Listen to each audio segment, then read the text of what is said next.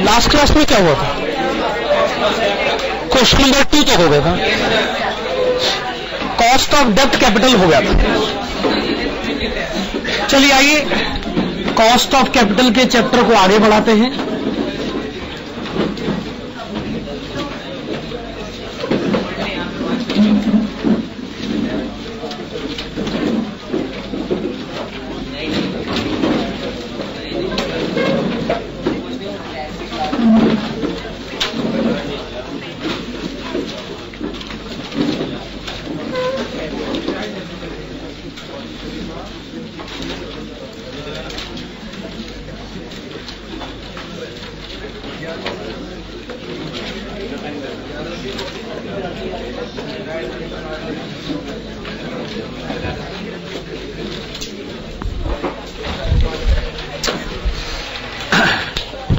Okay, concept number 3, cost of preference capital. Last class में cost of डेब्ट capital पढ़ा जा चुका है, थ्योरेटिकली भी और प्रैक्टिकली भी। चलिए आइए बात को आगे बढ़ाते हैं। Concept number 3, cost of preference capital.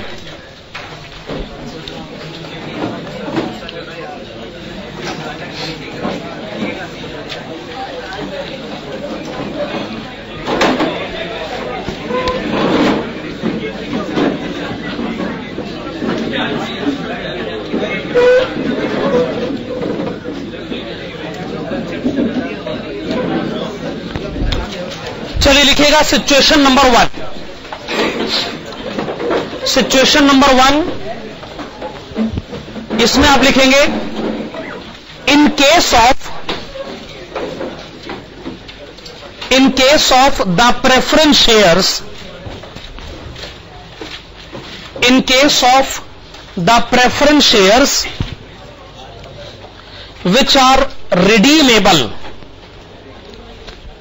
in case of the preference shares which are redeemable in lump sum, which are redeemable in lump sum after fixed period, after fixed period. Okay, in case of the preference shares which are redeemable in lump sum after fixed period, comma, following formula may be applied, following formula may be applied.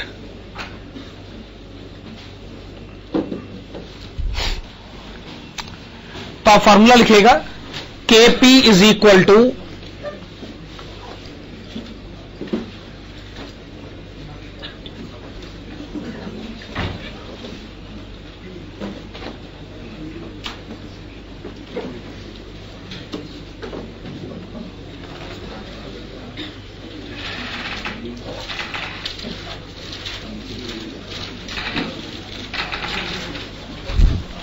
हाँ जी, तो formula आप लोगों ने लिखा PD plus RV minus NP divided by N and RV plus NP divided by 2। हमने एक term use किया है PD। आप PD की फुल फॉर्म लिखना चाहें तो लिख लीजिएगा, it PD stands for preference dividend. वहां पर आप लिखते थे I यानी इंटरेस्ट, यहां पर आप लिख रहे हैं PD यानी प्रेफरेंस डिविडेंड। और कोई नया टर्म है तो बताइए। अच्छा, वहां पर आप लिखते थे 1 माइनस टैक्स रेट, क्योंकि आप इंटरेस्ट पर टैक्स की सेविंग लेते थे। क्या प्रेफरेंस डिविडेंड पर टैक्स की सेविंग अवेल करी जा सकती है? नो। तो ये ऑब्वियस सी बात है ना कि यहां 1 माइनस टैक्स रेट से मल्टीप्लाई नहीं होना चाहिए, यहां नहीं होना चाहिए, क्योंकि प्रेफरेंस डिविडेंड पर टैक्स की सेविंग अवेल नहीं करी जा सकती। क्या चलिए, ये आपने लिखा सिचुएशन 1। सिचुएशन 1 क्या है? Preference share redeemable in lump sum after fix period. इसके नीचे लिखेगा alternatively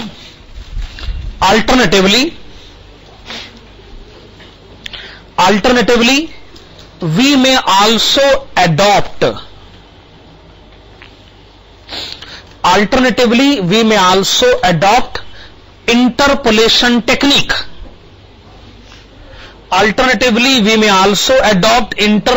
technique. For computation of cost of preference capital.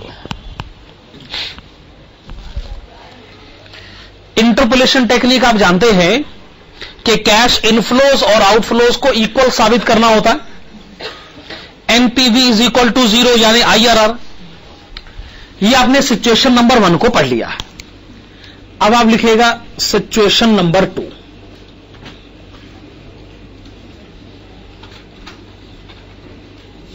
Situation number 2 के आगे लिखेगा in case of the preference shares, which are redeemable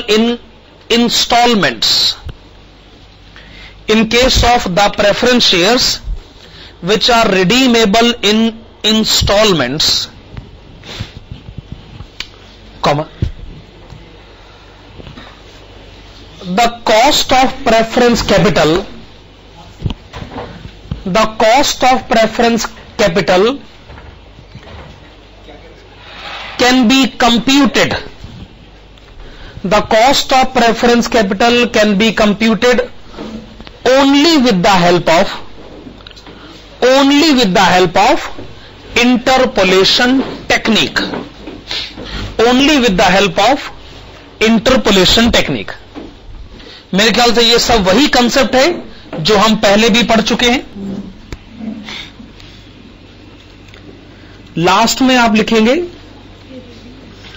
situation number 3। Situation number 3 लिखेगा इन case of irredeemable preference shares. यही तीनों situation हमने डेब्ट कैपिटल में भी पढ़ी थी। In case of irredeemable preference shares, following formula में be applied.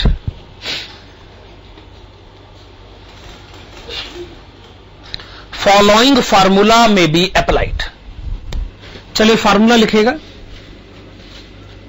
KP is equal to PD divided by NP. वही फार्मूला है जो आपने डेब्ट में भी पढ़ा था, बस यहां 1 माइनस टी से मल्टीप्लाई नहीं हो रहा।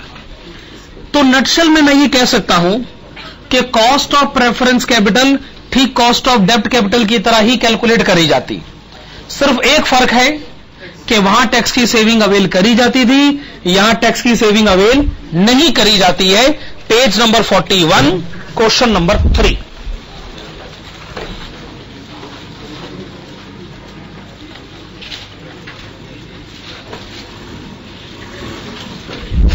पेज नंबर 41, क्वेश्चन नंबर 3, उसमें point A company raised preference share capital of rupees 1 lakh by issue of 10% preference shares of rupees 10 each.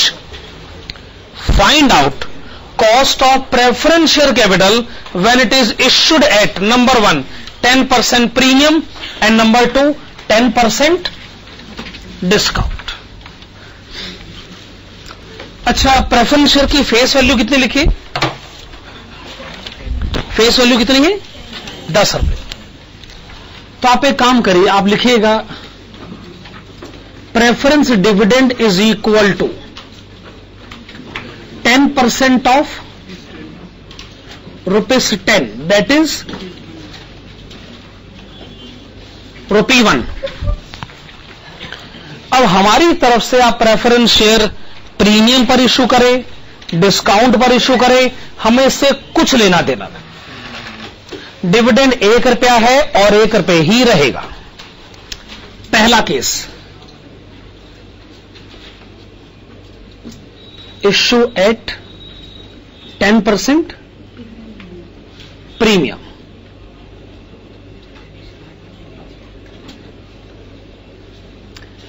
अगर प्रेफरेंस शेयर को 10% प्रीमियम पर इश्यू किया जाए तो प्रेफरेंस शेयर इश्यू करके हमारी जेब में आएगा क्या? ₹11। ₹10 का प्रेफरेंस शेयर है, पर हमारी जेब में तो ₹11 ही आएंगे ना। आइए कैलकुलेट करते हैं cost of preference capital, PD divided by NP, 1 divided by 11. This is 0.0909, or we can say 9.09%. 9.09%. देखो जी, अगर आप किसी से ₹11 लो पर उसको हर साल ₹1 का डिविडेंड दो, ऑब्वियसली ये 10% नहीं, ये कितने परसेंटेज? 9.09%। चलिए सेकंड केस पर आइएगा, इश्यू एट 10% डिस्काउंट। तो जी पहले तो आप मुझे नेट प्रोसीड बताइए। ₹9,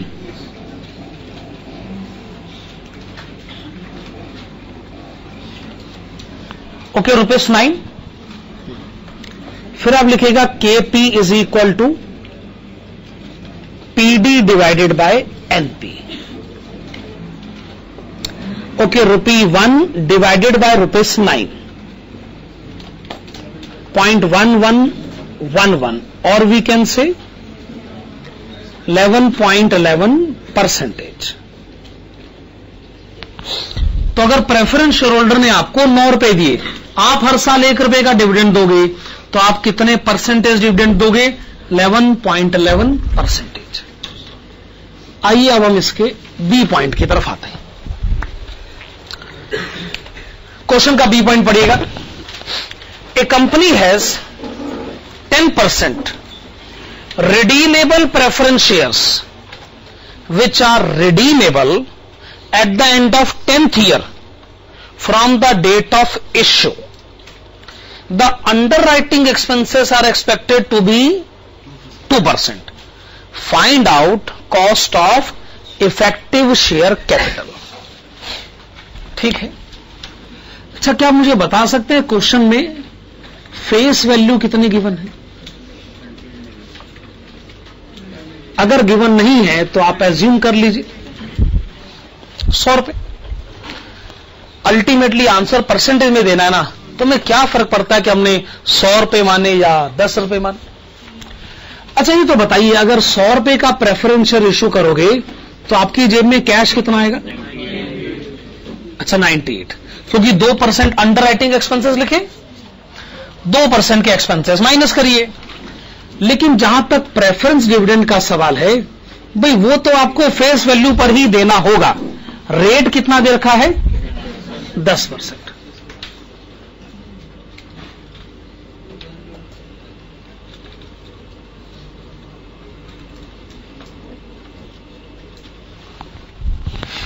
नेट प्रोसीड्स ₹98, प्रेफरेंस डिविडेंड ₹10। कितने साल बाद रिडीम करोगे? 10 इयर्स। अच्छा, कितने में रिडीम करोगे? 100 में रिडीम करेंगे। ठीक है, सारी इंफॉर्मेशन तो आपने इकट्ठी कर ली।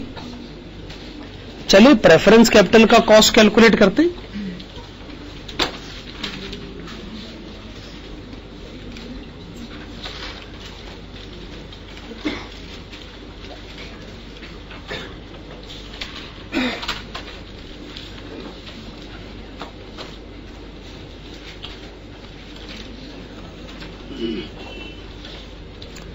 हां, तो पहले लिखा जाए preference dividend ₹10, redeemable value 100, net proceeds 98, number of years 10.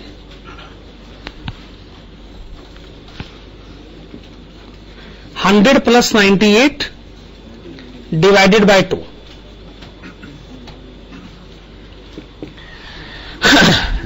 क्या आंसर है? 2 पॉइंट, शायद आप करना चाहते हैं 0.1030 कि जिसको हम लिख सकते हैं 10.30%.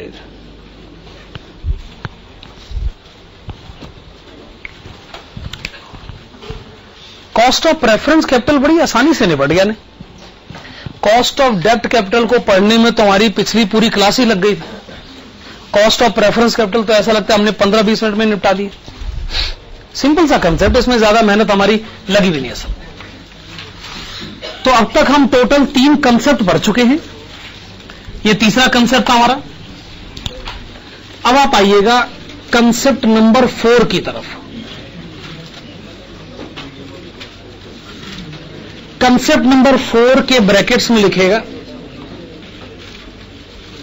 Cost of equity capital.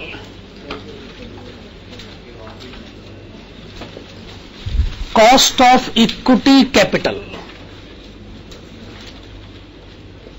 Abbreviation KE. आपने लिखा cost of equity capital KE.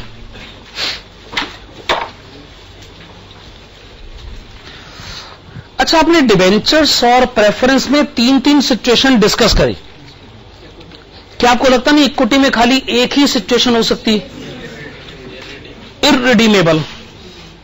Equity में रिडम्पशन का तो पॉसिबिलिटी नहीं बनती, सिर्फ एक ही सिचुएशन है और वो है इररिडीमेबल. लिखेगा फॉलोइंग फार्मूला में बी अप्लाइड. सीधा इसमें बस एक ही सिचुएशन हो सकती है और कॉस्ट ऑफ इक्विटी फार्मूले से ही कैलकुलेट हो सकता है.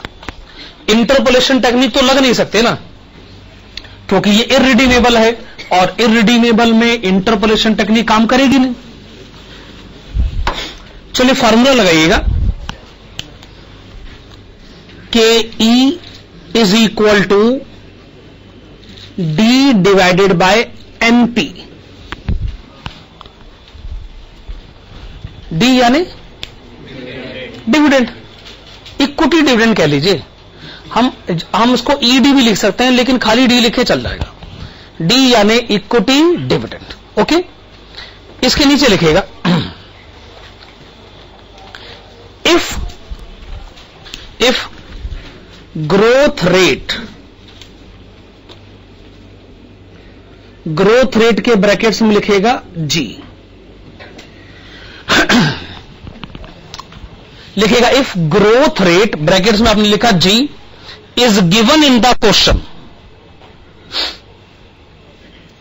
If growth rate is given in the question, comma, following formula में बी अप्लाइड.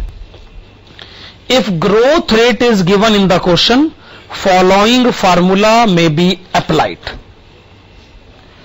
वैसे तो फार्मूला मैंने आपको बता दिया, लेकिन अगर क्वेश्चन में ग्रोथ रेट गिवन है तो आपको जो फार्मूला लगाना है KE is equal to D1 divided by NP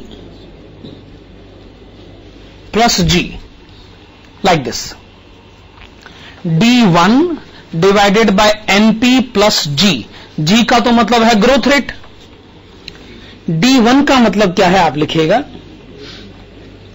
D1 का मतलब है नेक्स्ट एक्सपेक्टेड डिविडेंड. D1 का मतलब लिखिएगा नेक्स्ट एक्सपेक्टेड डिविडेंड. तो ये फार्मूला हमें थोड़ा ध्यान से समझना होगा ना. ये D1 bye NP plus G क्या है. आप नीचे एक नोट लिखिएगा. नोट में आप लिखेंगे if the information regarding market price, if the information regarding market price is given in the question, if the information regarding market price is given in the question, comma, in such a case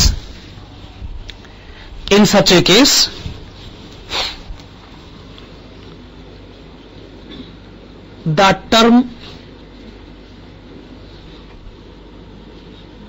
net proceeds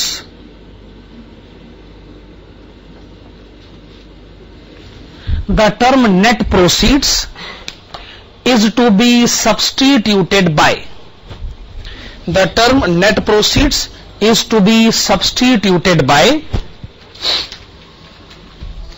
market price. The term net proceeds is to be substituted by market price. यानी जहां जहां भी आपने net proceed लिखा है वहां आपको net proceeds के बदले पढ़ना होगा मार्केट प्राइस। आगे लिखिएगा, दिस रूल अप्लाइज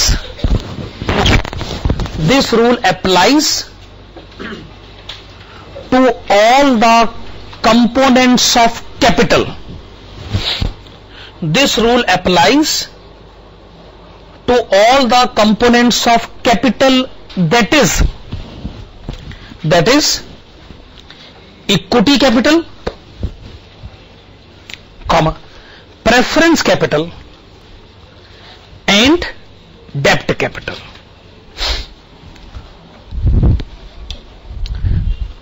देखो भाई, लिख तो हमने लिया, ये समझने का काम भी हो जाएगा।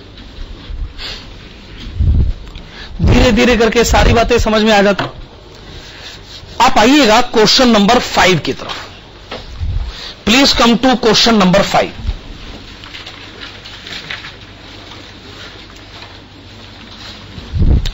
Question number 5, assuming tax rate of 50%, compute cost of capital in following cases. Number 1, a 15% preference share sold at par. When they say sold at par, they mean issued at par. Accounts में तो term use किया जाता है issued, पर financial market में वो कहते हैं जी हमने तो डिवेंचर बेच दिया, प्रेफरेंस शेयर बेच दिया। इशू करना यानी वो बेचना बोलते हैं। तो अगर वो सोल्ड एट पार लिखना चाहते हैं सो लेट इट बी। खैर चलिए आइए फर्स्ट पॉइंट का आंसर दिया जाए। वो आपसे क्या जानना चाहते हैं? Cost of preference capital. तो आप लिखिएगा KP इज इक्वल टू 15%। आपने क्या लिखा? KP is equal to 15%। ठीक है ना? चलिए आइए सेकंड पॉइंट की तरफ बढ़ते हैं।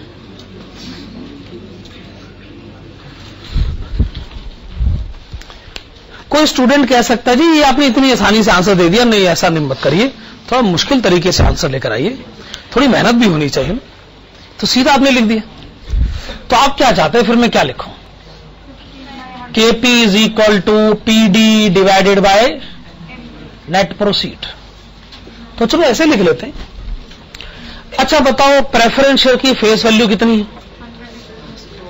क्वेश्चन में नहीं लिखा ना, चलो 100 रुपए मान लेते हैं। प्रेफरेंस डिविडेंड 15%, 100 रुपए का 15% कितना होगा? 15 रुपए। अच्छा 15 को 100 से डिवाइड करके बताओ। 0.15। क्या मैं इसको लिख सकता हूं 15%? ऐसे आंसर लिखना है कि वैसे आंसर लिखना? वो ठीक है नहीं? बड़ी अजीब सी बात है। मान लो जी ये क्वेश्चन हमने आपसे 1 नंबर का पूछा, ऑब्वियसली 1 नंबर के हो सकते हैं क्वेश्चन।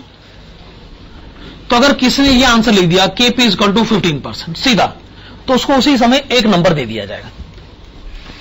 और अगर किसी ने ये सब लिखा तो उसको आधा नंबर दे देंगे। हाँ? हम स्टूडेंट से पूछेंगे भी एक बात बताओ, करा ये सब आपने? आप उसका रीजन बताओ। आपने सारी कैलकुलेशन क्यों करी? अच्छा, इसके पीछे का रीजन बताओ,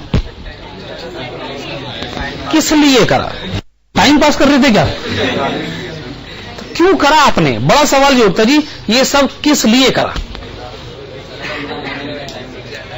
क्या आपको ऐसा लगता है कि हमने प्रेफरेंस शेयर प्रीमियम पे इशू करा, डिस्काउंट पे इशू करा? तो ये आपकी कौन सी सोच ये साबित करती है कि आंसर इस ढंग से होना चाहिए? आखिरकार आंसर के होती है ना, ये फार्मूला आपको नया आंसर तभी दे सकता है ना अगर प्रेफरेंस शेयर आपने प्रीमियम पर इशू करा हो, डिस्काउंट पर इशू करा हो। घूम फिर कर आंसर वो वही 15 का 15% पर ले आए। क्या फायदा क्या इस स्टेप से? इसका मतलब ये अनप्रोफेशनल एटीट्यूड है आपका। क्यों कर रहे हैं आप ये सब कुछ? जब अगला कह रहा है कि हमने 15% के रेट पर प्रेफरेंस शेयर इशू करे, तो आपका ये कहने में क्या जाता है कॉस्ट ऑफ कैपिटल 15%? जो बात सीधी कही जा सकती है उसको क्यों उल्टे तरीके से कहा जाए? तो ये फैक्ट है। आप वैसे आंसर लिखिए, 1 नंबर ले जाइए, फिर ऐसे लिख लीजिए, आधा नंबर ले लीजिए, और क्या कर सकते हैं? यहां आपके नंबर काटे गए हैं क्योंकि आपका एटीट्यूड अनप्रोफेशनल है, इसलिए नंबर काटे गए। चलिए सेकंड पॉइंट की तरफ बढ़ते। Second point, a perpetual bond. Perpetual का मतलब समझते हैं ना, which goes on forever. इसका मतलब ये इररिडीमेबल है। Sold at par, they mean issued at par. Coupon rate being 13.5%। पता नहीं कूपन शब्द कहां से आया, हमारी बला से। जरूर ये रेट ऑफ इंटरेस्ट होगा 13.5%। तो बताओ ये जो आपने डिबेंचर या बॉन्ड इशू करे हैं, इसका कॉस्ट ऑफ कैपिटल कितना? तो आप एक काम करिए, आप लिखिएगा KD, बिफोर ब्रैकेट में लिखिएगा बिफोर टैक्स। देखिए, अगर तो टैक्स के मैटर पर बात ना करी जाए तो इसका मतलब अगर आपने लिखा है कि रेट ऑफ इंटरेस्ट 13.5% है, तो जी यही है जी कॉस्ट ऑफ कैपिटल इसका।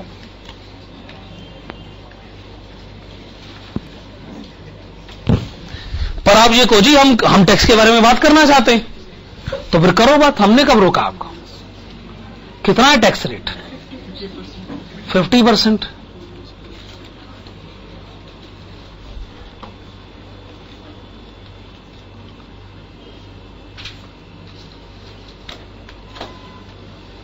भाई ज्यादा से ज्यादा 50% टैक्स सेविंग का ही तो एडवांटेज लोगे ना।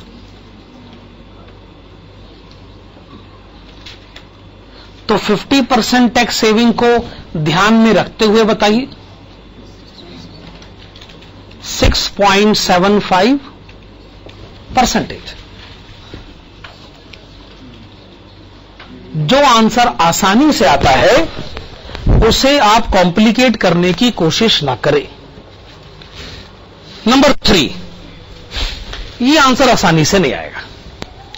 ए 10 ईयर, व्हेन दे से 10 ईयर, इसका मतलब यह है कि हम इसको 10 साल के बाद रिडीम करना चाहते हैं। ए 10 ईयर 8% ₹1000 पर बॉन्ड सोल्ड एट 950, यानी इश्यूड एट 950। तो ये आंसर आसानी से नहीं आएगा। अब मैं मानता हूं कि अब मुझे कोई फार्मूला लिखना पड़ेगा। तो आप मुझे पहले ये बताइएगा कि फेस वैल्यू कितनी? फेस वैल्यू कितनी? 1000। रेट ऑफ इंटरेस्ट कितना? 8%। तो इंटरेस्ट कितना हो गया? ₹80। 1000 का डिवेंचर है, 8% रेट ऑफ इंटरेस्ट है, इसका मतलब आप इंटरेस्ट देंगे ₹80। अच्छा, टैक्स का रेट कितना लिखा जाए? 50%। और बताइए नेट प्रोसीड कितना लिखा जाए? 950। अच्छा, कितने साल बाद रिडीम करेंगे? 10 साल के बाद। कैसे रिडीम करेंगे? पार फेस वैल्यू पे, यानी 1000 पे। अब देखिए सारी बातें इकट्ठी हो गई ना। बस अब आपको फार्मूला लिखना है, कॉस्ट ऑफ डेब्ट अपने आप ही कैलकुलेट होगा।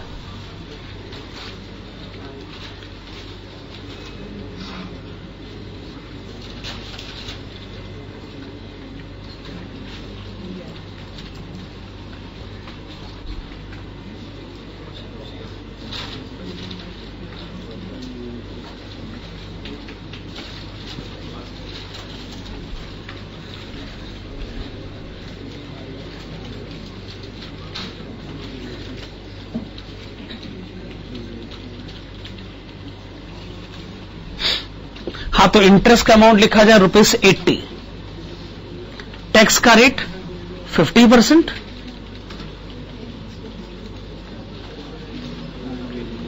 रिडीमेबल वैल्यू लिखी जाए 1000, नेट प्रोसीड्स लिखा जाए 950, नंबर ऑफ ईयर्स लिखे जाए 10, 1000 प्लस 950 डिवाइडेड बाय 2,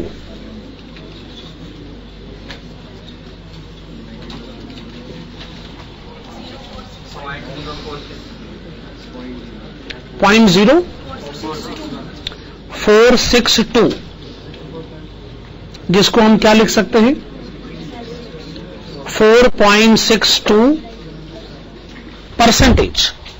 हम इसको लिख सकते हैं 4.62%। पॉइंट नंबर 3 का आंसर ये हो गया।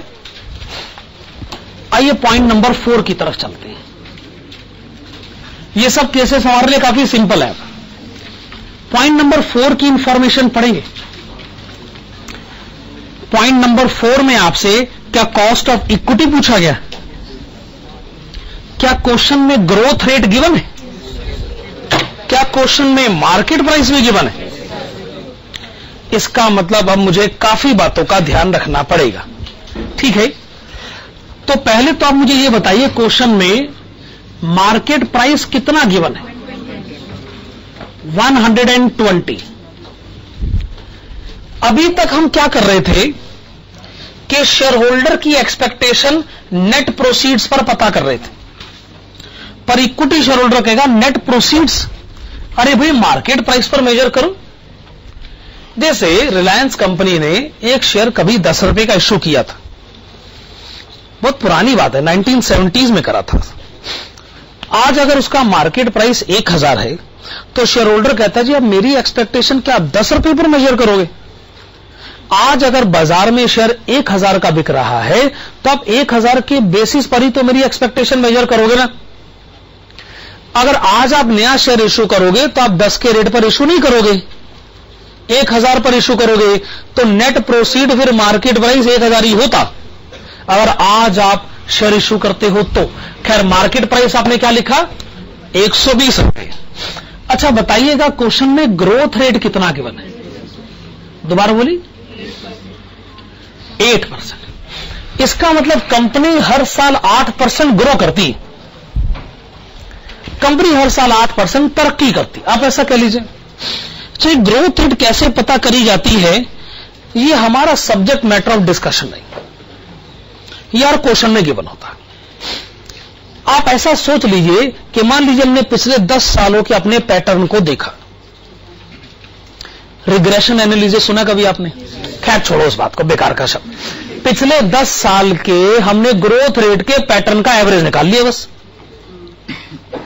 अब अगर मैं आपको यह कहूं कि आप भी पिछले 15 साल से पढ़ाई कर रहे हैं, नर्सरी से लेकर अब तक, कई बार स्टूडेंट कंफ्यूज रहता है कि जी हूं तो मैं 12वीं क्लास में, 15 साल कैसे हो गए? वो भूल जाता है कि वो असल में पढ़ाई नर्सरी से शुरू करता है। खैर 15 साल की पढ़ाई का कोई एवरेज कैलकुलेट कर सकते हैं आप? हर साल आपकी जो इंटेलेक्चुअल लेवल बढ़ा है उसका एवरेज आप हर अगले साल पिछले साल के मुकाबले पाते हैं कि आप थोड़े समझदार हो गए, थोड़े समझदार हो गए। जब मैं पहली क्लास से दूसरी क्लास में आया तो मैं 2% समझदार हो गया था, ज्यादा समझदार हो गया था। इसका मतलब क्या मुझे पिछले 15 सालों से समझदार होने के अपने परसेंटेजेस का एवरेज बता सकते हैं? भले आप इसके लिए कोरिलेशन टेक्निक यूज कर ले या रिग्रेशन एनालिसिस कैलकुलेट कर लीजिएगा, कभी घर में कैलकुलेट करके बताइएगा, बताइएगा कि इसका रिग्रेशन एनालिसिस कितना आ रहा है कि नहीं? खैर एवरेज बेसिस पर यह पता किया जाता है कि आपकी तरक्की का रेट कितना है। अच्छा क्वेश्चन में कोई डिविडेंड दे रखा है, कितना है? आप लिखिएगा ₹9। ये कौन सा डिविडेंड है? क्या ये अगला डिविडेंड जो आप दोगे? अच्छा ये डिविडेंड आपने अभी अभी दिया, अभी दिया, तो इसको मैं क्या नाम दूं? 0। अभी इसी समय थोड़ी देर पहले की बात है बस, D0। अब सवाल ये उठता है कि 1 साल के बाद, मेरा मतलब है जो अगला डिविडेंड कंपनी देगी, क्या वो 9 रुपए देगी? अगर कंपनी में 8% की तरक्की होगी तो कंपनी का प्रॉफिट भी 8% बढ़ना चाहिए। तो अगला डिविडेंड होना चाहिए ₹9 प्लस 8%, ₹9.72। आपने लिखा ₹9.72। अब आप इसके नीचे लिखेगा KE is equal to, formula है D1 divided by market price plus growth rate. D1 divided by market price plus growth rate. चलिए D1 लिखेगा 9.72, मार्केट प्राइस लिखिएगा 120, ग्रोथ रेट लिखेगा 8%। 8%। पहला काम आप मुझे बताइए, जो 9.72 को अगर मैं 120 से डिवाइड करता हूं तो यह आंसर मेरा कितना आता है? 0.08। ओके, 0.081 है ना? आपने मुझे बताया जी ये 0.081 है। अच्छा, 0.081 को क्या आप मुझे परसेंटेज में बताएंगे? हाँ, आइए वो लिख लेते, 8.1%। ठीक है ना? आपने लिखा 8.1%, इसमें आप ऐड करिए 8%। अब आंसर बताइए।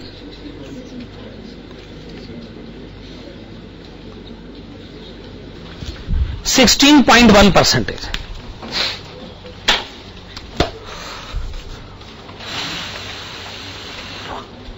इक्विटी शेयर होल्डर ने कहा कि बात को विस्तार में समझाएं कि 16.1% से आप क्या कहना चाहते हैं।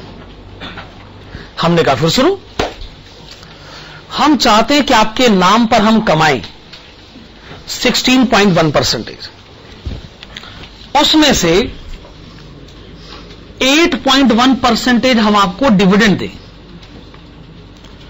और 8% हम आपको डिविडेंड नहीं दें।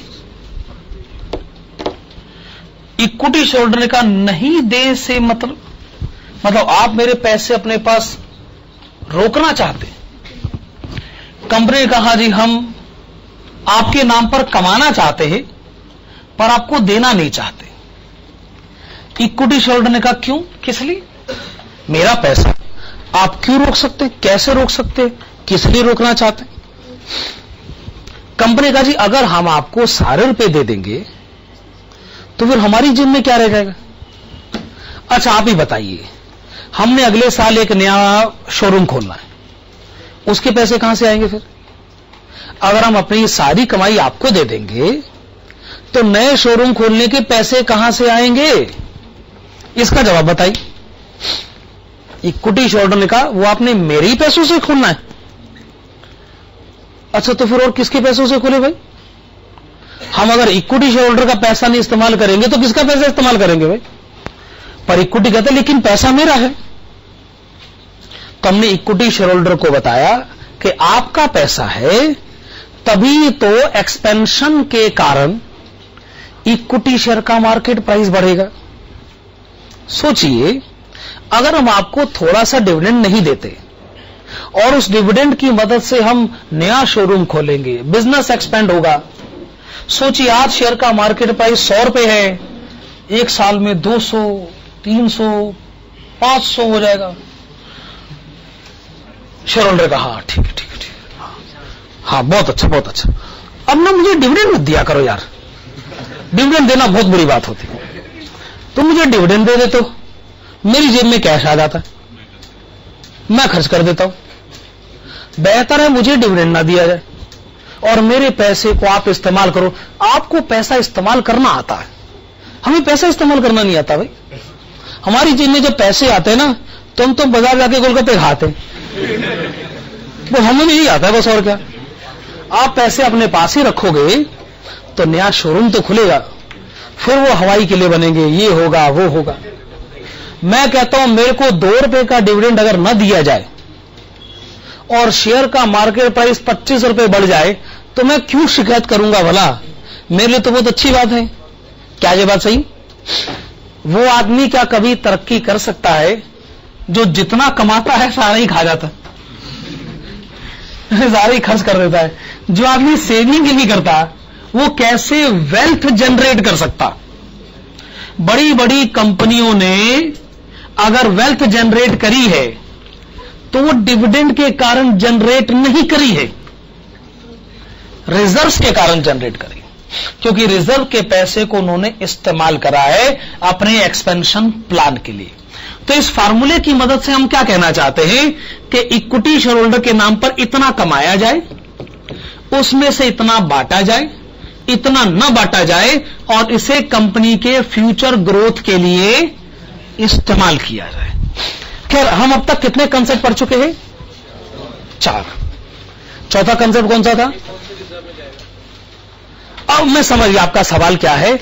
इतनी जल्दी इस जवाब को अगर मैं उठाऊंगा ना तो कंसेप्ट थोड़ा खराब हो जाएगा, पर मेरे पास इस चैप्टर में इसका जवाब है। ये चैप्टर बड़ी देर तक चलेगा। आपका पॉइंट मैं समझ गया। अब आप एक काम करिएगा, आप लिखिएगा कंसेप्ट नंबर 5, और कंसेप्ट नंबर 5 से मोस्ट इंपॉर्टेंट कंसेप्ट शुरू होता है। वो कंसेप्ट शुरू होगा जो आपके एग्जाम में असल में आना है। ये कंसेप्ट नंबर 5 बड़ी देर तक चलेगा, मोस्ट इंपॉर्टेंट कंसेप्ट है, और इसमें बहुत सारे क्वेश्चंस हैं, एग्जामिनेशन पॉइंट ऑफ व्यू से बहुत ज्यादा इंपॉर्टेंट है। लिखिएगा कंसेप्ट नंबर 5, हेडिंग डालिएगा overall cost of capital.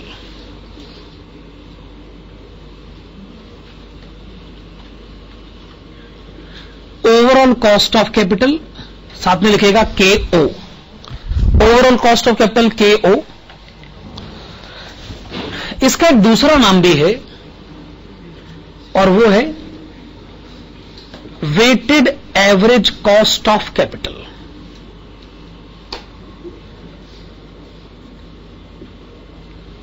Weighted average cost of capital के ब्रैकेट्स में लिख लीजिएगा WACC। और मैं आपको बता ही चुका हूं कि बड़ा इंपॉर्टेंट कंसेप्ट है, पर इसका कोई थ्योरेटिकल नोट नहीं है, सीधा प्रैक्टिकल क्वेश्चन। और क्वेश्चन नंबर 8, क्वेश्चन नंबर 8 से शुरुआत करते हैं। इसका आंसर देने में हमें टाइम लगेगा, लेकिन पहली बार कोई क्वेश्चन करेंगे तो टाइम तो लगना भी चाहिए। हमने पूरा का पूरा कंसेप्ट इसमें सीखना। Question number 8, page number 42, question number 8। हां जी, 3 companies A, B and C are in same type of business but having different capital structures as follows। आपको कंपनी A, B, C के बारे में क्या क्या गिवन है? एक तो जी इक्विटी कैपिटल, मार्केट प्राइस पर share, dividend per share, debentures, उसमें फेस वैल्यू गिवन है, मार्केट प्राइस पर डिवेंचर गिवन है, इंटरेस्ट रेट गिवन है। Assume that current levels of dividend are generally expected to continue indefinitely and income tax rate is 50%. You are required to compute weighted average cost of capital of each company. चलिए शुरू करते। आप पहले लिखिएगा cost of equity capital. हालांकि question में आपसे पूछा गया है weighted average cost of capital, पर वो सिचुएशन देखी जाएगी। पहले आप लिखिए cost of equity capital KE। क्या इस क्वेश्चन में आपको ग्रोथ रेट कहीं लिखी हुई मिल रही? मतलब कंपनी की हर साल कितनी तरक्की होगी, ऐसा कुछ लिखा हुआ है क्या? नहीं लिखा हुआ ना। तो आप सीधा सा फार्मूला लिखिए K E is equal to D divided by MP, market price, dividend divided by market price.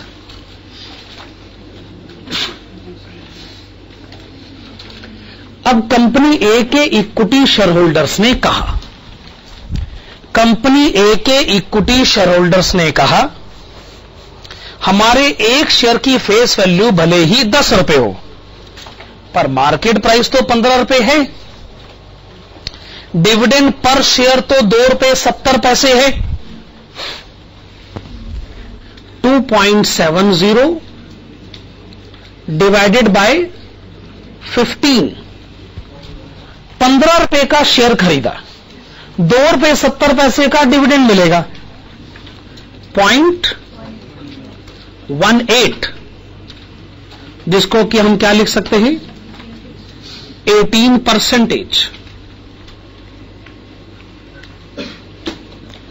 Company B के शेयर होल्डर ने कहा डिविडेंड पर शेयर कितना है 4 रुपए, मार्केट प्राइस 20 रुपए, 0.20, जिसको कि हम क्या लिख सकते हैं 20%।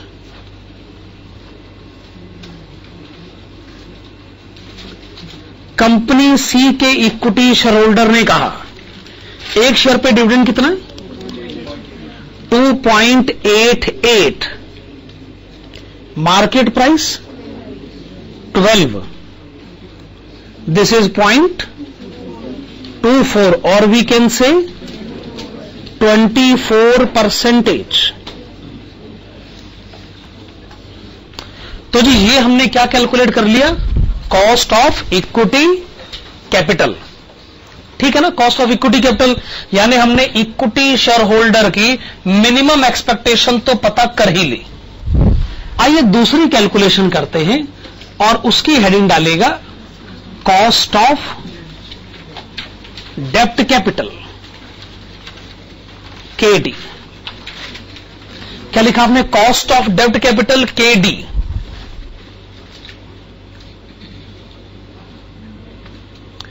इंटरेस्ट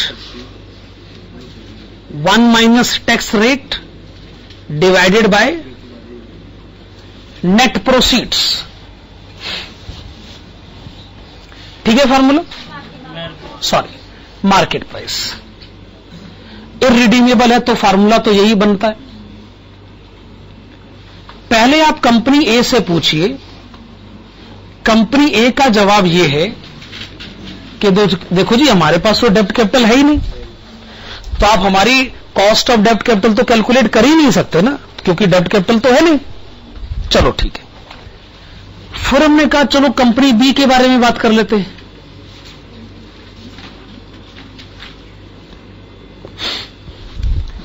अच्छा, इंटरेस्ट तो हमेशा फेस वैल्यू पर दिया जाता है।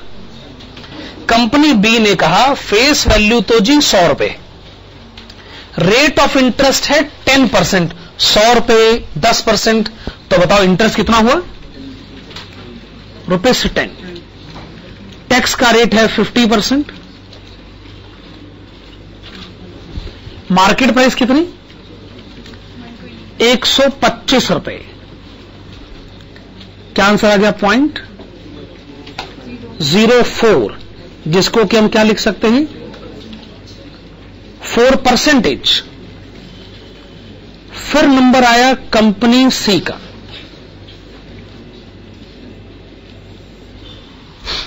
फेस वैल्यू फिर वही 100 रुपए, रेट ऑफ इंटरेस्ट 8%, कितना इंटरेस्ट हो गया ₹8, 50% टैक्स सेव किया जाए, नेट मार्केट प्राइस बताएंगे ₹80.05 और we can say 5%, this is 5%। ये सब अपनी जगह ठीक है, पर यह क्वेश्चन का आंसर नहीं। क्वेश्चन की लास्ट लाइन में कहा गया है you are required to compute weighted average cost of capital of each company. आप उसके लिए हेडिंग डालेंगे computation of computation of weighted average cost of capital, computation of weighted average cost of capital.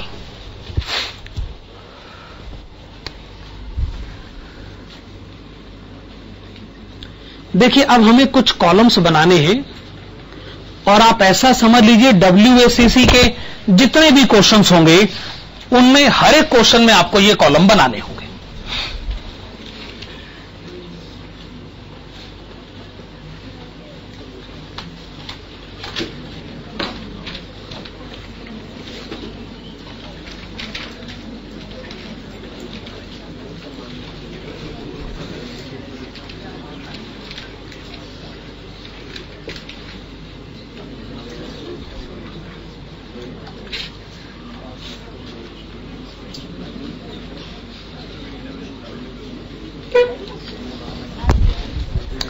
अब ये कॉलम से बनाइएगा, company, source, market value, weight, cost of capital और last में weighted average cost of capital.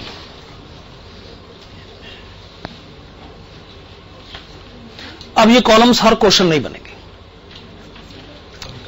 Company, source, market value, weight, cost of capital, जिसको मैंने कहा C/C और लास्ट में WACC।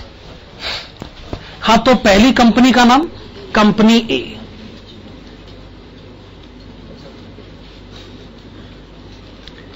इक्विटी कैपिटल एंड डेब्ट कैपिटल। फिर उसके बाद company B, equity capital and डेब्ट कैपिटल। आने वाले क्वेश्चंस में प्रेफरेंस कैपिटल भी हो सकता है।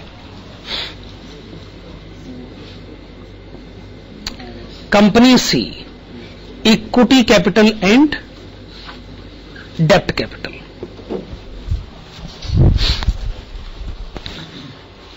ओके, यहां तक आप लिख चुके हैं। अब है मार्केट वैल्यू। आइए कंपनी ए से शुरुआत करते हैं। देखो जी, सभी शेयर्स की फेस वैल्यू 4 लाख, एक शेयर की फेस वैल्यू 10 रुपए, एक शेयर की मार्केट वैल्यू 15 रुपए। सभी शेयर्स की मार्केट वैल्यू कितनी हुई? 6 लाख रुपए। कंपनी ए के पास तो डेब्ट कैपिटल है ही नहीं, तो इसका मतलब कंपनी ए का जो टोटल कैपिटल है उसकी मार्केट वैल्यू है 6 लाख रुपए। टोटल मार्केट वैल्यू है 6 लाख रुपए। ये इसका मतलब बनता। कंपनी बी का केस डिस्कस करते हैं। देखिए, टोटल फेस वैल्यू है 2.5 लाख रुपए, एक शेयर की फेस वैल्यू 10 रुपए, एक शेयर की मार्केट वैल्यू 20 रुपए। सभी इक्विटी शेयर की मार्केट वैल्यू 5 लाख रुपए।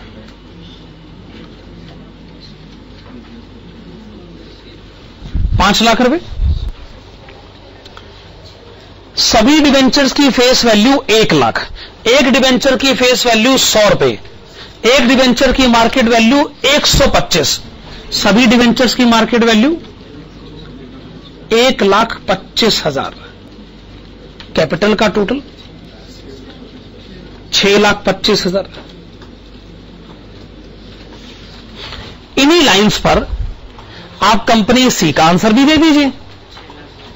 कंपनी सी में इक्विटी की मार्केट वैल्यू बताएंगे 6 लाख रुपए, और कंपनी सी में डेब्ट की मार्केट वैल्यू बताएंगे 2 लाख रुपए। दोनों का टोटल बताइए 8 लाख रुपए।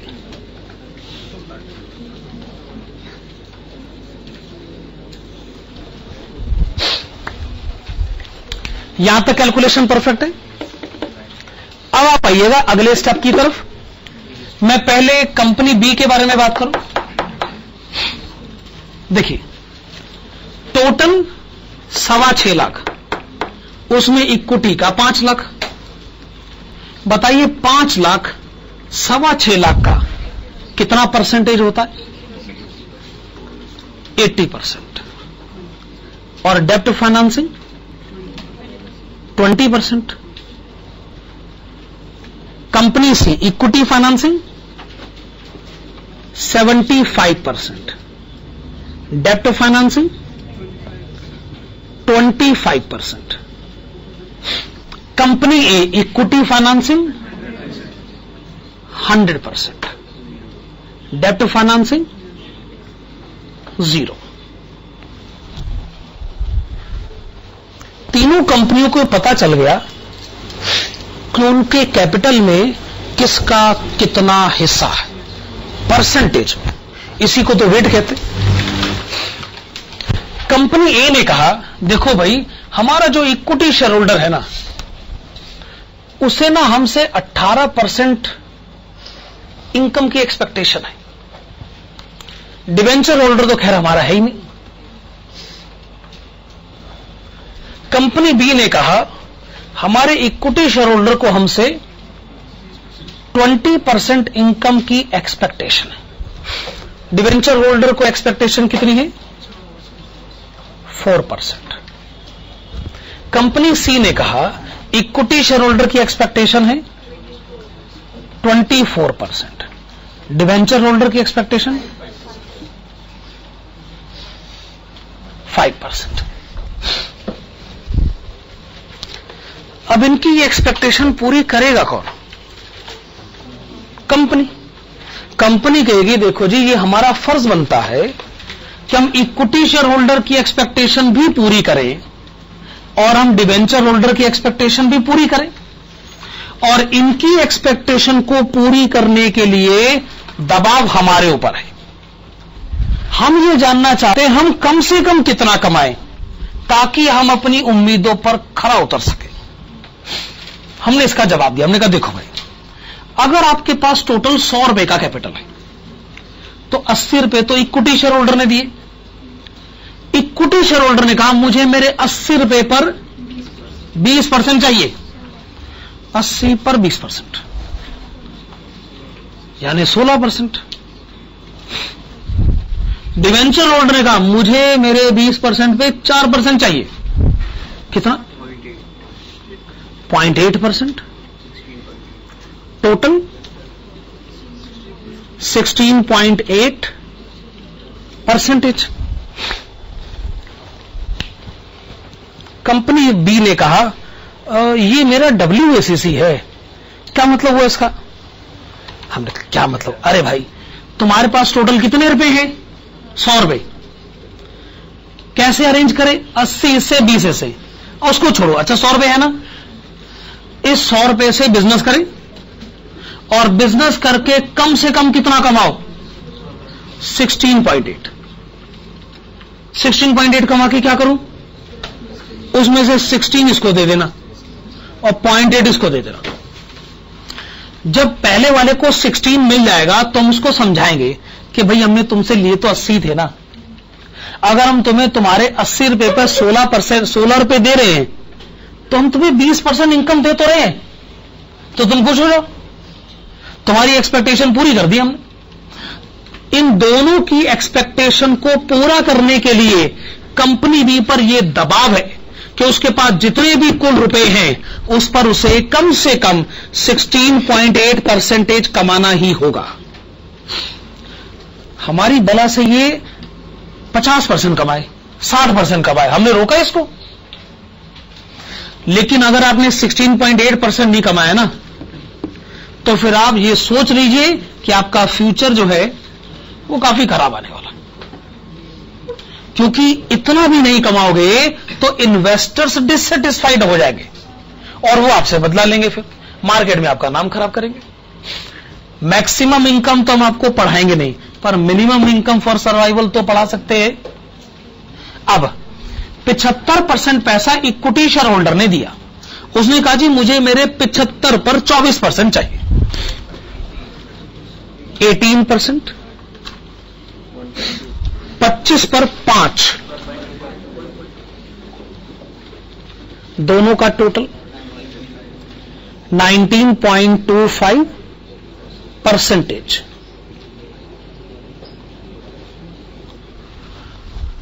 पूरा 100% फाइनेंस इक्विटी ने दिया, इस पर उसे 18% इनकम चाहिए,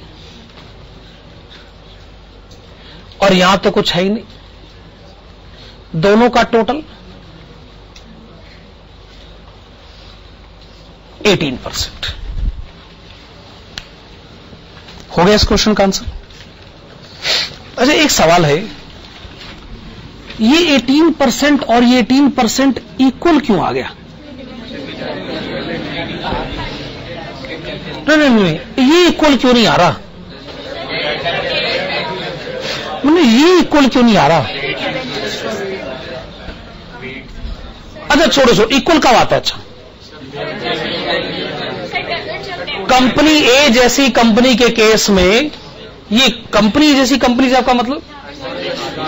अच्छा, कोई ऐसी कंपनी जिसमें सारा पैसा इक्विटी शेयर होल्डर का लगा, उसमें जो इक्विटी शेयर होल्डर की एक्सपेक्टेशन होती है, कंपनी को उसे ही कमाना होता।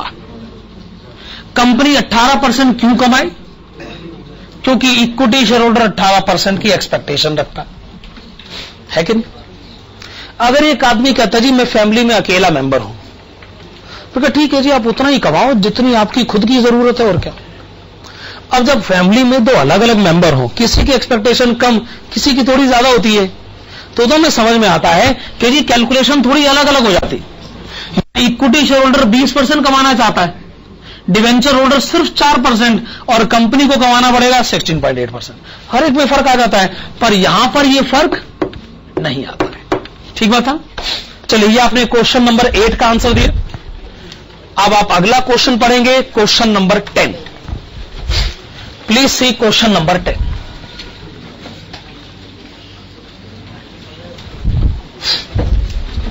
In considering the most desirable capital structure for a company, the following estimates of cost of debt after tax have been made at different levels of debt equity mix. पहली heading क्या है? डेप्ट as percentage of total capital. ये 0 से लेकर 60 तक जा रहा है। उसके बाद है कॉस्ट ऑफ डेप्ट, और आखिर में है कॉस्ट ऑफ इक्विटी।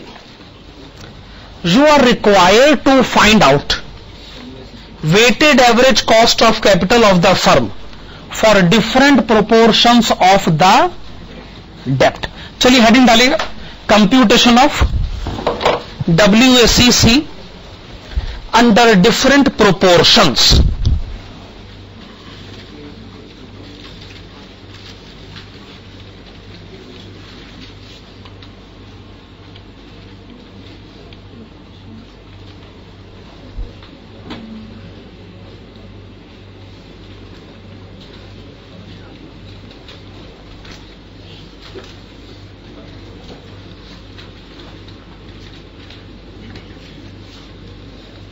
चलिए ये कॉलम्स आप बनाइएगा, case, source, weight, cost of capital, और लास्ट में WACC।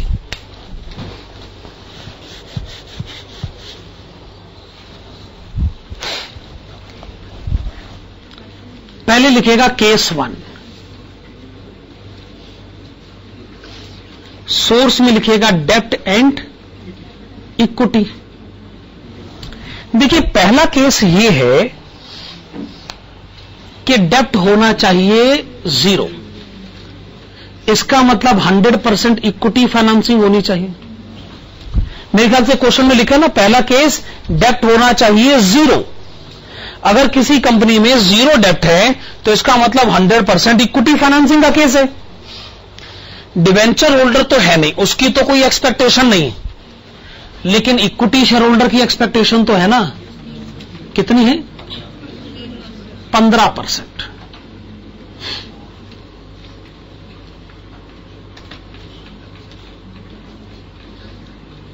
अच्छा, दोनों का टोटल कितना हो गया? 15%। आइए केस नंबर 2 डिस्कस करते हैं।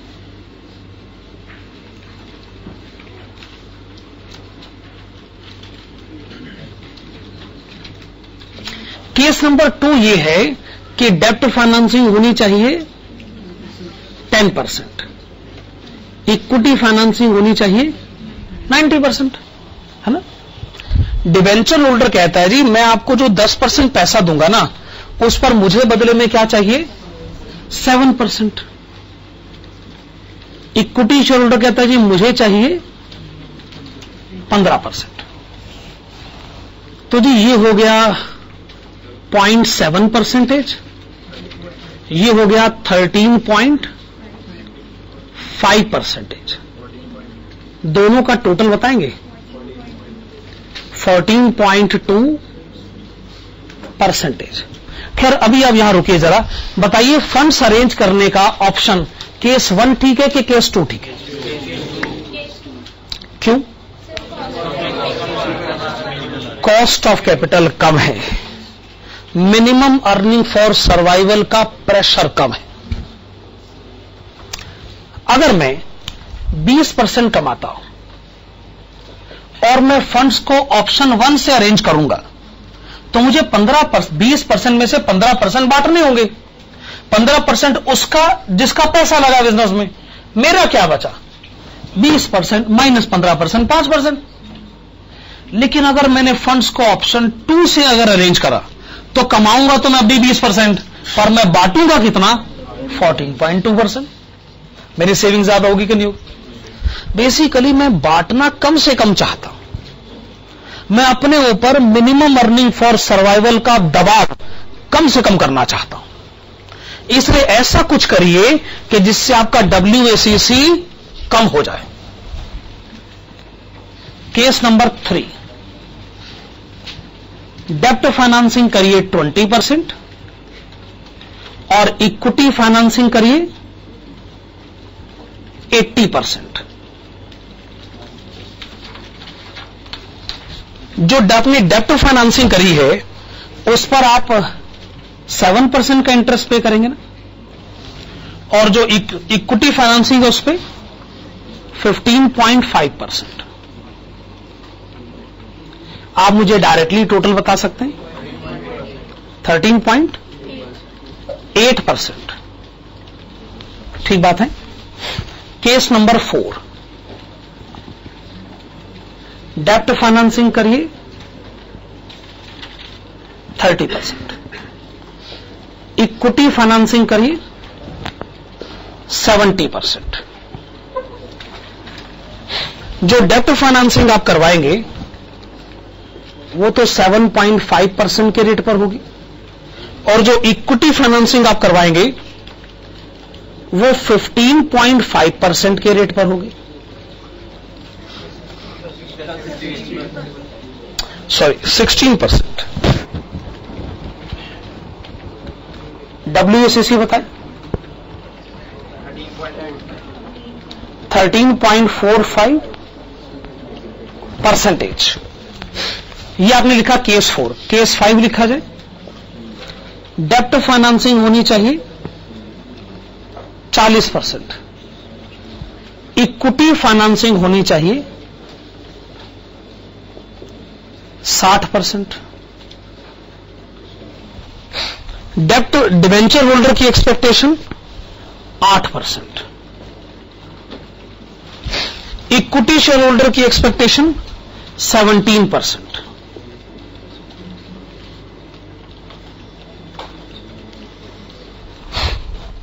कितना लिखा जाए? फिर से बोलिए 13.4%। आइए केस 6 लिखते हैं। केस 6 में डेब्ट फाइनेंसिंग करवा लेते हैं 50% और इक्विटी फाइनेंसिंग करवा लेते हैं 50%। एक्सपेक्टेशन है 8.5% और 19%।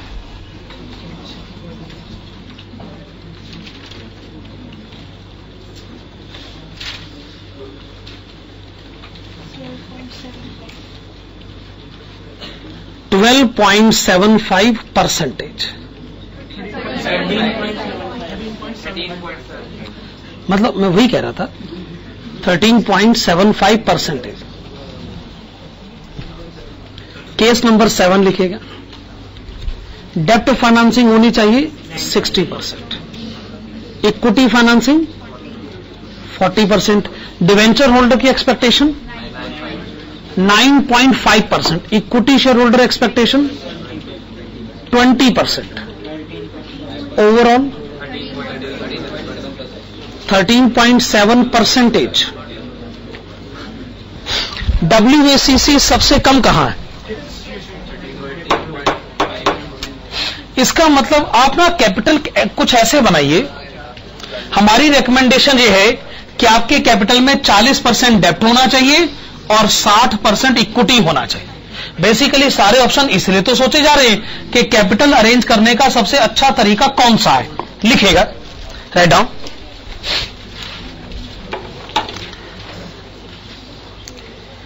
It is recommended to arrange total capital. It is recommended to arrange total capital in such a manner that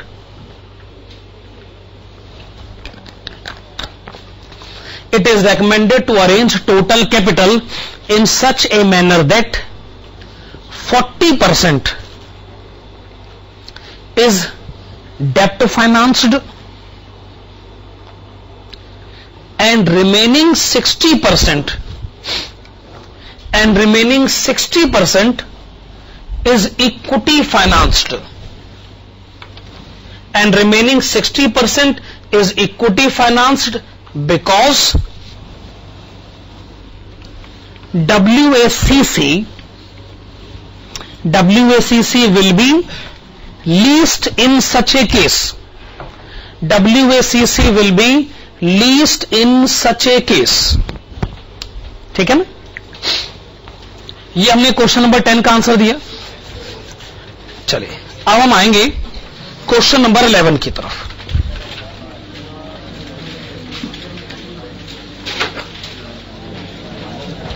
We come to question number 11. A company has following capital structure on December 31, 2009. Equity share capital 9% preference shares, 10% debentures. The equity share of the company is quoted at rupees 102 and the company is expected to declare dividend of rupees 9 per share for the next year. The company has registered dividend growth rate of 5% which is expected to be maintained. बाकी first second point बाद में देखेंगे, पर इतनी information के basis पर आप पहले बताइए कॉस्ट ऑफ इक्विटी कैपिटल।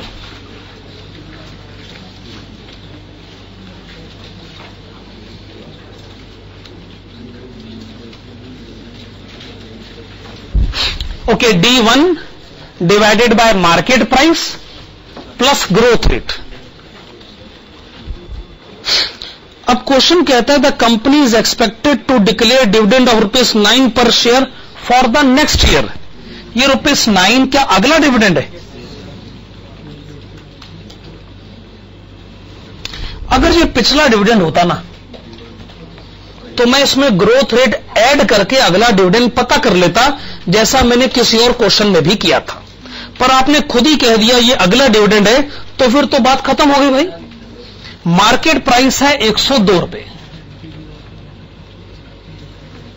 और ग्रोथ रेट है 5%। तो सावधानी से कैलकुलेट करके बताइएगा। दोबारा से बोलिए। 13.82%। आपने लिखा 13.82%, आसानी से कैलकुलेट हुआ। प्रेफरेंस शेयर के बारे में क्वेश्चन में कुछ भी नहीं कहा गया, सिर्फ ये कहा गया जी रेट ऑफ डिविडेंड है 9%। फिर तो हमारे लिए बहुत आसान है। Cost of preference capital is equal to 9%, सीधा ही लिख दो। जब क्वेश्चन में कोई टेंशन नहीं ली तो हम किस बात की टेंशन ले भाई, सीधा आंसर लिखे। सिमिलरली जो कॉस्ट ऑफ डेब्ट है आपने बताया रेट ऑफ इंटरेस्ट है 10%, हम कहेंगे हाँ जी कॉस्ट ऑफ कैपिटल है 10%, लेकिन है तो डेप्ट। पॉइंट नंबर 1 में क्वेश्चन कहता है जी 50% टैक्स रेट है, तो चलो फिर आधा तो टैक्स बचा ही लेते। तो कॉस्ट कितनी पड़ गई आपको? 5%। After tax saving it will be 5%।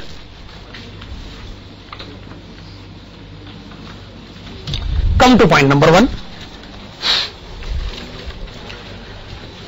Assuming that tax rate applicable to the company is 50%, इसका ध्यान हम रख चुके हैं। Calculate weighted average cost of capital using book value as weights। अब क्वेश्चन की स्पेसिफिक इंस्ट्रक्शन में मना नहीं कर पाएंगे, हेडिंग डालेगा। हालांकि हमने क्वेश्चन पहले जब किया था तो जब हमने आपसे वेट पूछे थे तो आपने मार्केट वैल्यू को बेस बनाया था, वो बात अपने आप में सही है भी, पर अब क्वेश्चन बुक वैल्यू कहता है तो मैं मना कैसे करूं। तो लिखेगा computation of WACC using book value as weights.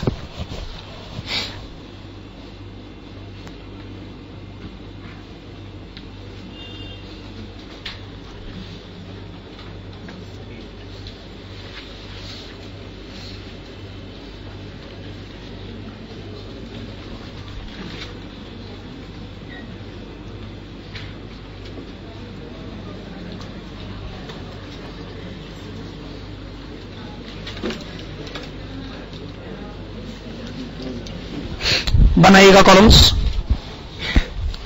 Source book value weight cost of capital WACC। Market value weight लेना रेकमेंडेड है, पर क्वेश्चन की इंस्ट्रक्शन के अगेंस्ट हम जा नहीं सकते। हां तो बताइए, बिजनेस में एक तो इक्विटी शेयर होल्डर का पैसा लगा हुआ है, दूसरा प्रेफरेंस शेयर होल्डर का पैसा लगा हुआ है, और तीसरा डिवेंचर्स का पैसा लगा हुआ है। इक्विटी की मार्केट वैल्यू बताएंगे, सॉरी बुक वैल्यू बताएंगे 5 लाख। प्रेफरेंस की बुक वैल्यू 2 लाख। डिवेंचर्स की बुक वैल्यू 3 लाख। ठीक है ना। अब नेक्स्ट कॉलम आ गया वेट का। वेट को लिखने का तरीका क्या है? एक तरीका तो आप जानते हैं, इसको लिखा जाए 50%, 20% और 30%। एक ये तरीका है लिखने का, जो ऑफ कोर्स आप अपना सकते हैं, हम आपको मना तो कर नहीं रहे, पर एक दूसरा तरीका क्या है? 5/10, 2/10, 3/10, एक ही बात है ना। यानी अगर आपके पास टोटल कैपिटल 10 रुपए है तो 10 रुपए में से 5 रुपए इक्विटी के हैं, 10 रुपए में से 2 रुपए प्रेफरेंस के हैं, 10 रुपए में से 3 रुपए डिबेंचर्स के। इक्विटी कहता है जी मेरी एक्सपेक्टेशन है 13.82%। प्रेफरेंस वाले कहते हैं जी हमारी एक्सपेक्टेशन है 9%। डिबेंचर्स वाले कहते हैं हमारी एक्सपेक्टेशन है 5%। अब ये एक्सपेक्टेशन पूरी कैसे करें? जवाब है ऐसे लिखेगा 5/10 multiplied with 13.82 is equal to 6.91%। 2/10 multiplied with 9, 1.8%। 3/10 multiplied with 5 is equal to 1.5%। इन तीनों का टोटल बताएंगे 10.21%। काफी आसानी से कैलकुलेट हो गया। तो हमने इस क्वेश्चन के फर्स्ट पॉइंट का आंसर दे दिया। अब आप इस क्वेश्चन के सेकंड पॉइंट पर आइए। Assuming that the company, please come to the second point of the question.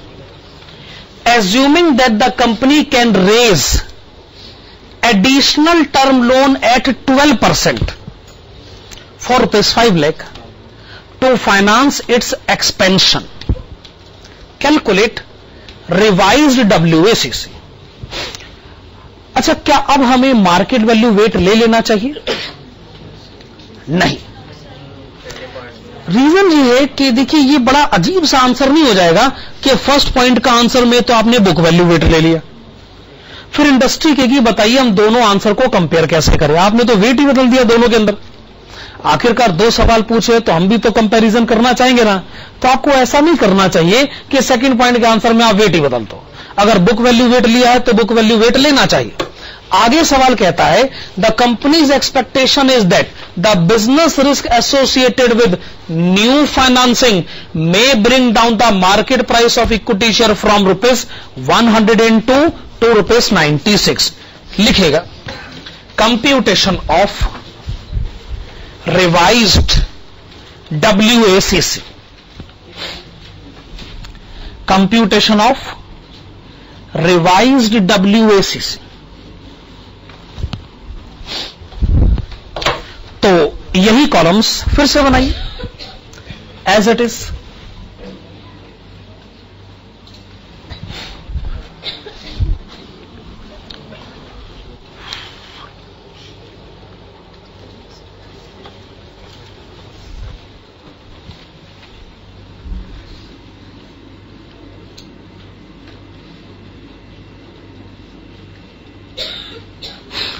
तो इक्विटी आपके पास है 5 लाख, बुक वैल्यू की बात कर रहे हैं।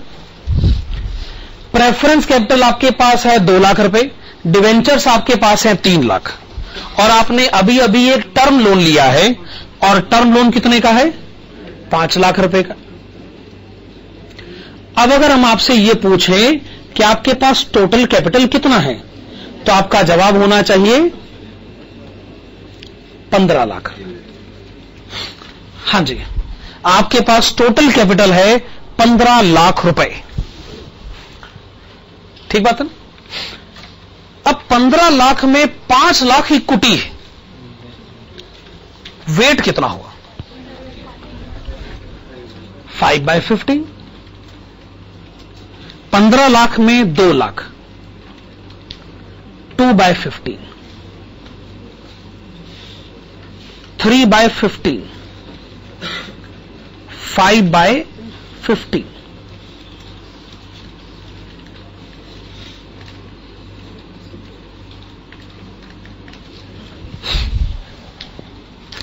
प्रेफरेंस कैपिटल कहेगा जी हमारी एक्सपेक्टेशन तो वही है 9%, उसमें तो कोई चेंज आया नहीं। डिवेंचर होल्डर कहेगा हमारी एक्सपेक्टेशन भी 5% है, उसमें तो कोई चेंज आया नहीं। इक्विटी शेयर होल्डर कहता है जी मेरी एक्सपेक्टेशन में चेंज आया है। हमने कहा आप नई एक्सपेक्टेशन बता दीजिए अपनी। This will be D1 divided by market price plus growth rate. अच्छा, पहले D1 था 9 रुपए, वो अभी भी 9 रुपए ही रहना चाहिए। पहले मार्केट प्राइस था 102, अब कितना है?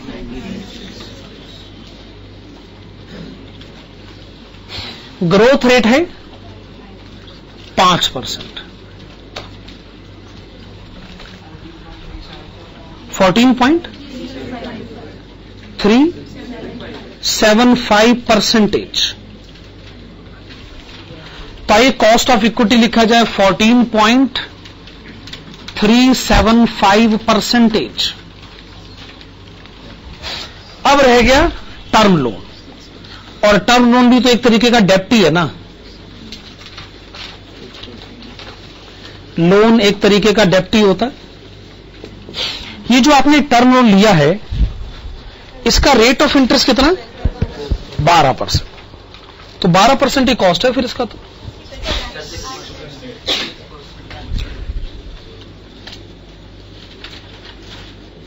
%50 इस पर टैक्स सेव ले लेते हैं। कितना पड़ गया? 6%। तो टर्म लोन की कॉस्ट लिखी जाए 6%।